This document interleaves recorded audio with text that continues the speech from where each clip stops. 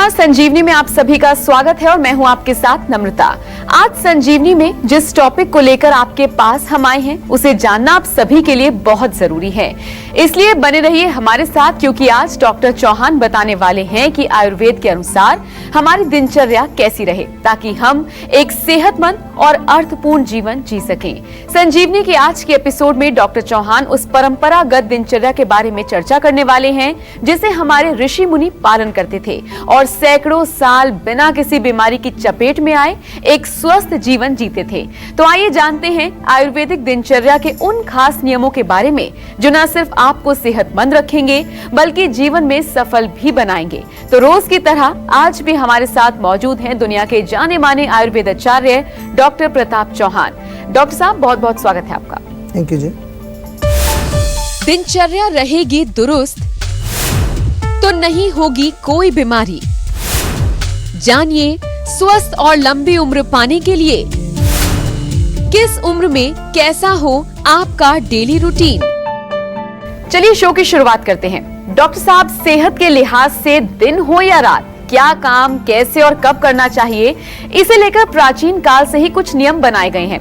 तो डॉक्टर साहब, सबसे पहले तो ये बताइए कि डेली दिनचर्या के हिसाब से कार्य करना क्यों जरूरी है। साथ ही साथ ये भी बताइए कि दिनचर्या से शरीर पर क्या प्रभाव पड़ता है।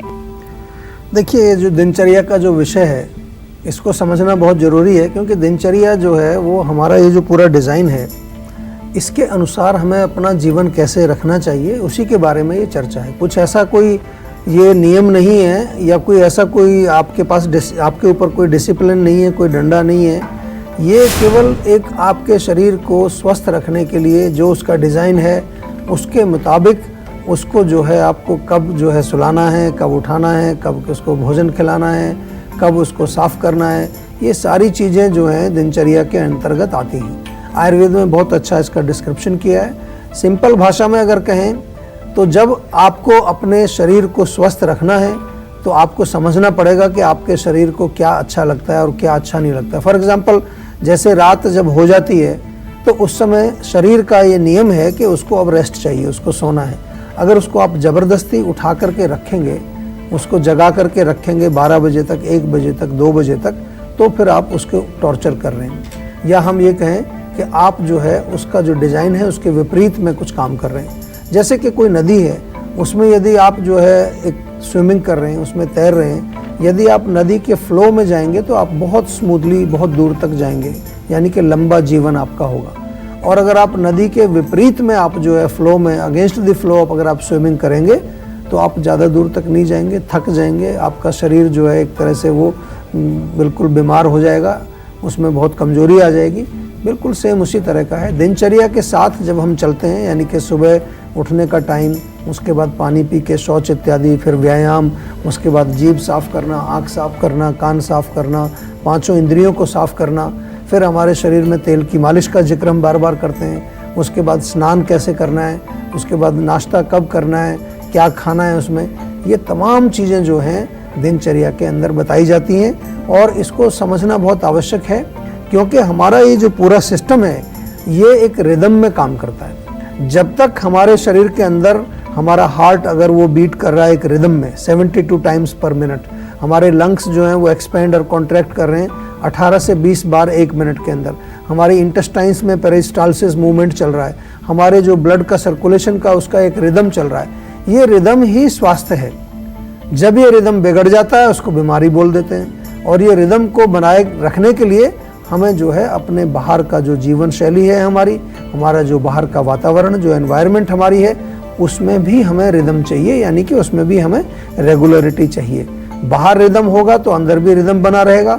बाहर अगर रिदम नहीं है, यानी कि कोई खाने का टाइम नहीं है, सोने का टाइम नहीं है, उठने का टाइम नहीं है, एक्सरसाइज का कोई तरीका नहीं है, तो फिर आपका रिदम बिगड़ेगा और अनेक प्रकार के रोग आपको आएंगे। इसलिए मैं आपको ये बिल्कुल स्पष्ट बोलता हूँ कि जो व्यक्ति केवल और केवल दिनचर्या का पालन यदि करने लगे तो वो कभी बीमार ही नहीं होगा और वो लंबे समय तक जीवित रहेगा। तो बिल्कुल ये समझना बहुत जरूरी है कि दिनचर्या आपकी किस तरीके से होनी चाहिए और किस तरीके से आप अपने पूरे दिन को बिताते हैं, सही टाइम पर सही काम आप करते हैं या नहीं। अब बारी आती है सही दिनचर्या कैसी होनी चाहिए। तो इसका जवाब सीधा दो टूक नहीं है, क्योंकि हर व्यक्ति के लिए इसका एक फॉर्मूला नहीं दिया जा सकता। ऐसे में डॉक्टर साहब ये बताइए कि वो कौन से फैक्टर्स हैं जिनका ध्यान रखकर हर किसी को अपनी दैनिक दिनचर्या बनानी चाहिए। देखिए, दो तरह के फैक्टर्स यहाँ पर हम कंसिडर करते हैं आयुर्वेद में। एक जनरल फैक्टर्स होते हैं, यानी कि एक जनरल सभी के ऊपर जो एप्लीकेबल होते हैं। जैसे मैंने कहा कि रात जो है वो सोने के लिए बनाई है, वो सबके लिए, चाहे आप किसी भी प्रकृति के हैं, सबको रात में सोना चाहिए। सुबह कितने बजे उठना चाहिए वो भी सब पर लागू होता है। कितनी बार खाना खाना चाहिए ये भी सब पर लागू होता है। कितना हर नियमित रूप से हर दिन एक्सरसाइज करनी चाहिए ये भी सब पर लागू होता है। ये तमाम चीज़ें, स्नान रोज़ करना चाहिए। अब दूसरी चीज़ आती है कि कितने बजे सोना चाहिए, किसको कितने बजे उठना चाहिए, किस प्रकार का भोजन करना चाहिए, उसके लिए थोड़ा पर्सनलाइज्ड फैक्टर्स भी हमारे जो है काम में आते हैं, क्योंकि हर व्यक्ति की प्रकृति अलग है। आयुर्वेद में हमने यहाँ पर जो है पहले भी कई बार आपको बताया कि आयुर्वेद में मुख्य रूप से तो 7 प्रकार की प्रकृतियाँ होती हैं, पर आम तौर पर अगर हम 3 चीज़ें भी समझें, वात, पित्त और कफ। कुछ लोगों के शरीर में कफ की अधिकता होती है, कुछ लोगों के शरीर में पित्त की अधिकता होती है, कुछ लोगों के शरीर में वात की अधिकता होती है। तो उसके अनुसार भी आपको जो है अपनी दिनचर्या को थोड़ा बहुत ऊपर नीचे एडजस्ट करना पड़ता है। ये बहुत ज़रूरी इसलिए है क्योंकि आयुर्वेद एक पर्सनलाइज्ड चिकित्सा शास्त्र है। तो बिल्कुल आपकी प्रकृति कैसी है, आपकी प्रवृत्ति कैसी है, ये आपको जानने की बहुत जरूरत है। डॉक्टर साहब, वात, कफ, पित्त की आपने बात की है, तो उसके आधार पर अगर डेली रूटीन हम दर्शकों का जानना चाहें, अपना जानना चाहें, तो सबसे पहले बात कर लेते हैं जन्म से 14 साल तक की उम्र के लोगों की, बच्चों की। डॉक्टर साहब, आयुर्वेद की माने तो जन्म से 14 साल तक की अवस्था कफ के प्रभाव में होती है, तो ऐसे में ये बताइए कि इस उम्र के बच्चों की दिनचर्या कैसी होनी चाहिए। देखिए, जैसे मैंने कहा कि जो कफ प्रकृति जब आपकी प्रधान है, एक तो कफ प्रकृति के लोग हैं और एक बचपन में कफ अधिक होता है। ये दो अलग अलग चीजें हैं, इसको थोड़ा सा हमें समझना पड़ेगा। जरूरी नहीं है कि हर बच्चा कफ प्रकृति का है, लेकिन बचपन जो है उसमें कफ प्रधान हमारे शरीर में होता है। जैसे कि युवावस्था में पित्त का प्रधान होता है और ओल्ड एज में वायु प्रधान होता है। तो कफ यानी कि जब बचपन में हमारा 14 साल तक की उम्र अगर हम देखें तो उस समय क्योंकि कफ की प्रधानता है, और कफ कैसा होता है, भारी होता है, थोड़ा सा स्थिर होता है, थोड़ा उसमें जो है स्टिकीनेस होता है। तो आपको ध्यान रखना है कि इस उम्र में आपकी दिनचर्या में थोड़ा सा मूवमेंट तो जरूर होनी चाहिए। अगर आप स्थिरता रहेगी, ज़्यादा रहेगी, उसमें स्टेबिलिटी रहेगी, सेडेंटरी लाइफस्टाइल रहेगा, तो इसलिए बच्चों को थोड़ा सा एक्टिव रखना चाहिए। उनको थोड़ा बाहर निकालना चाहिए, खेल कूद उसको करना चाहिए। एक्टिव जो है उसका दिनचर्या में एक्टिवनेस जरूरी है। जितना वो सेडेंटरी रहेंगे, आजकल के बच्चे बहुत सेडेंटरी हैं, टीवी देखते रहते हैं, मोबाइल करते रहते हैं, कंप्यूटर, वीडियो गेम्स, बैठे रहते हैं हर समय। यही कारण है कि आज बच्चों में चाइल्ड ओबेसिटी बढ़ रही है, बहुत सारे रोग, बच्चों में डायबिटीज़ आ रही है, अभी आँखों की प्रॉब्लम्स उसमें आ रही हैं।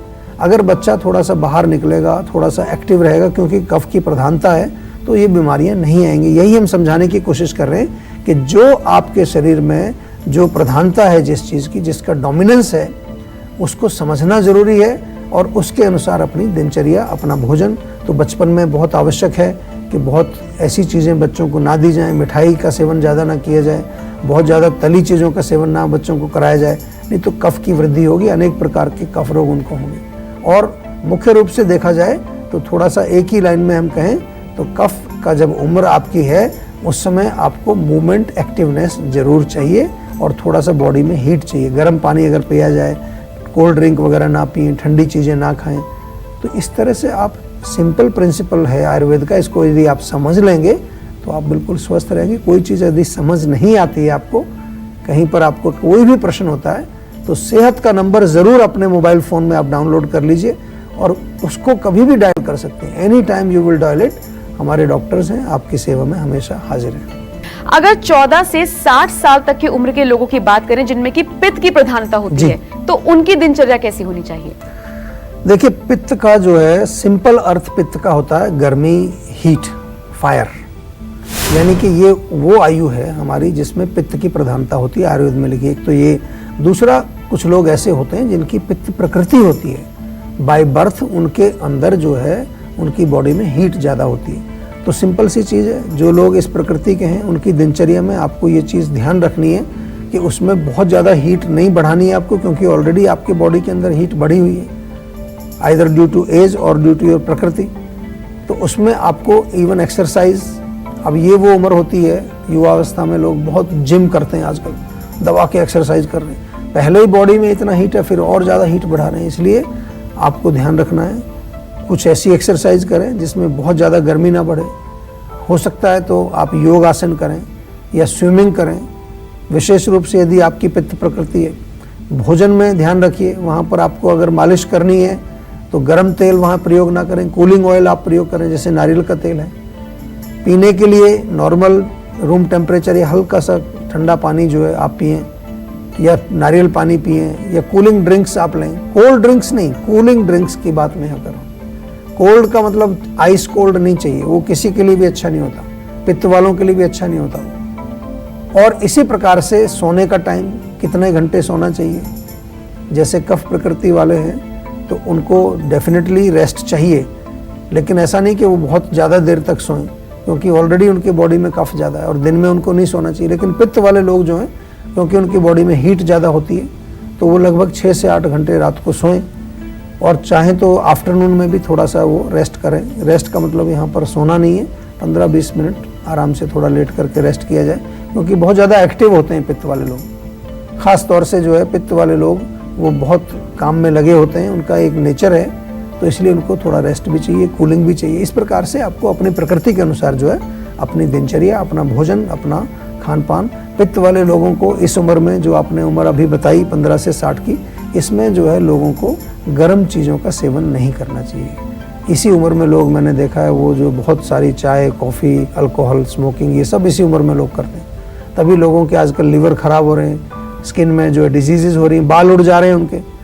20-25 साल की उम्र में बाल सारे चले जाते हैं, बाल सफ़ेद हो जाते हैं, क्योंकि पहले से ही हीट की उम्र है, गर्मी की उम्र है वो, और ऊपर से गर्म चीज़ें खाई जा रही हैं, तो पूरी आग लग जाएगी, सब कुछ जल जाएगा आपका। सिंपल है ना, समझने की कोई ज़्यादा इसमें ज़्यादा दिमाग लगाने वाली बात नहीं, कॉमन सेंस की बात है। तो जब गर्मी बढ़ी हुई है शरीर के अंदर, आपकी एज वो है, तो आपको क्या करना है, उसके विपरीत थोड़ा कूलिंग आपका लाइफस्टाइल हो। कूलिंग ही आपके खान पान की चीज़ों में कूलनेस होनी चाहिए, ठंडक रहनी चाहिए उसके।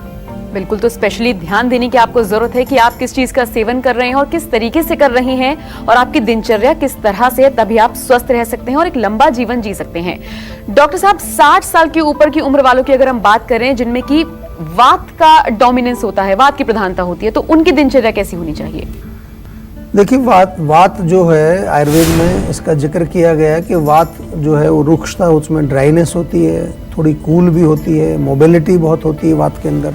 तो इस उम्र में आमतौर पर आपने देखा होगा कि डिजनरेशन की एज है, और वैसे भी जो वात प्रकृति वाले लोग हैं उन पर भी ये नियम लागू होता है कि वात प्रकृति के लोग बहुत चलायमान होते हैं, एक जगह टिक कर नहीं बैठते, बहुत ज़्यादा मूवमेंट रहता है। इसलिए आपने देखा होगा ओल्ड एज में लोग, नींद भी कम आती है, उठ जाते हैं बार बार, कहते हैं रात को बार बार आँख खुलती है, क्योंकि वात बढ़ी हुई है, वो उनको रेस्ट नहीं करने देती। तो इसलिए हमें क्या चाहिए कि थोड़ा सा ग्राउंडिंग एक्टिविटीज़ चाहिए। शवासन करिए, सिर में मालिश करिए, पूरी बॉडी में तेल की मालिश करिए। थोड़ा सा आप खाने पीने में कोल्ड चीज़ें मत खाइए, ड्राई चीज़ें मत खाइए। बहुत ज़्यादा स्टिमुलेशन की ज़रूरत नहीं है, यहाँ पर रिलैक्सेशन की ज़रूरत है। तो यही जो है नियम आपको स्वस्थ रखेगा, और यही हमारे आयुर्वेद का मूल सिद्धांत है कि चाहे आप जिस अवस्था में हैं, चाहे किसी विशेष प्रकृति के आप व्यक्ति हैं, अपनी प्रकृति के अनुसार, अपनी आयु के अनुसार, हम तो यहाँ से भी आगे जाते हैं, कहाँ के आप रहने वाले हैं, वो कल्चर वहाँ किस तरह का है, खान पान आपका किस तरह का है, उसके अनुसार भी आपको कुछ चेंज करना पड़ता है। बिल्कुल, तो अपनी कार को समझिए, मतलब कि अपनी बॉडी को समझिए कि आपकी बॉडी आपसे क्या एक्सपेक्ट करती है, और तभी आप स्वस्थ रह सकते हैं। देखिए, अच्छी नींद लाने के लिए, क्योंकि नींद एक बहुत इम्पॉर्टेंट पार्ट है हमारी सेहत का, नींद अच्छी हमेशा आनी चाहिए। और बहुत सारे लोगों को मैंने देखा है, उनकी बीमारी का मूल कारण ही ये होता है, चाहे वो मानसिक बीमारी हो चाहे शारीरिक, कि उनको नींद अच्छी नहीं आती। हमारे आयुर्वेद में लिखा है कि जिस प्रकार से भोजन महत्वपूर्ण है हमारे स्वास्थ्य के लिए, उसी तरह से नींद भी उतनी ही महत्वपूर्ण है, विशेष तौर से हमारे माइंड के लिए। तो नींद यदि आपको नहीं आती है, तो छोटे छोटे से कई नुस्खे आपको बताने जा रहा हूँ, ध्यान से सुनिए।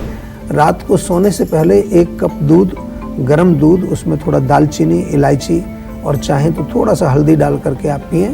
केसर हो तो गर्मियों में तो नहीं पीना चाहिए, सर्दी के मौसम में थोड़ा केसर भी डालें उसमें। तो ये गरम दूध पीने से रात को नींद अच्छी आती है। रात को सोने से पहले अगर तलवों को थोड़ा सा मालिश करें, उससे पहले पैर को अच्छी तरह से धो लीजिए, तलवों में आप तेल की मालिश या देसी घी की मालिश करके सोएंगे, उससे नींद बहुत अच्छी आएगी। या नाक में बादाम का तेल डालें आप, उससे आपको नींद अच्छी आती है। सिर में मालिश करने से भी नींद अच्छी आती है। इन एडिशन टू दैट ये ध्यान रखना बहुत ज़रूरी है कि सोने से 1 घंटा पहले टेलीविज़न, मोबाइल, कंप्यूटर वगैरह सब बंद कर दीजिए।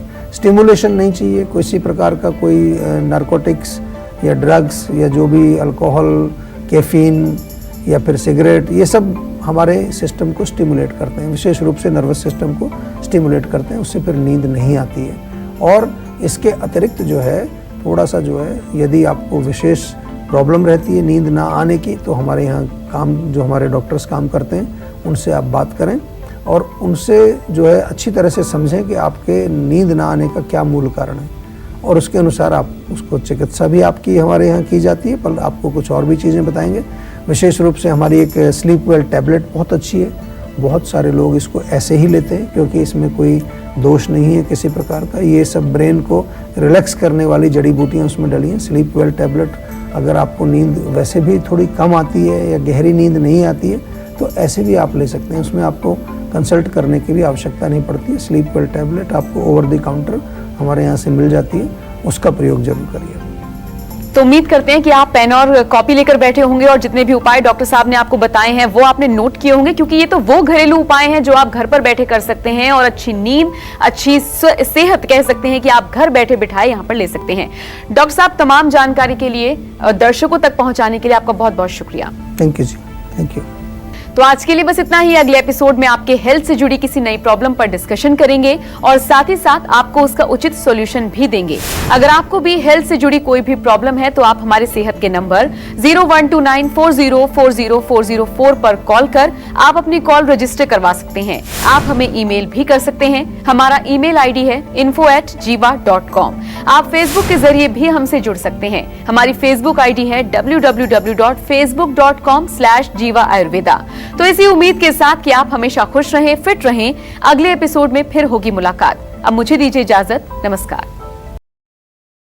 अगर आपको हमारा ये वीडियो पसंद आया हो तो इसे लाइक और शेयर जरूर करें। अगर इस वीडियो पर आपकी कोई राय है तो नीचे कमेंट भी कर सकते हैं। और हाँ, देश और दुनिया की तमाम खबरों से वाकिफ रहने के लिए अभी सब्सक्राइब करें न्यूज़ 24 का YouTube चैनल। न्यूज़ 24, निष्पक्ष खबरें।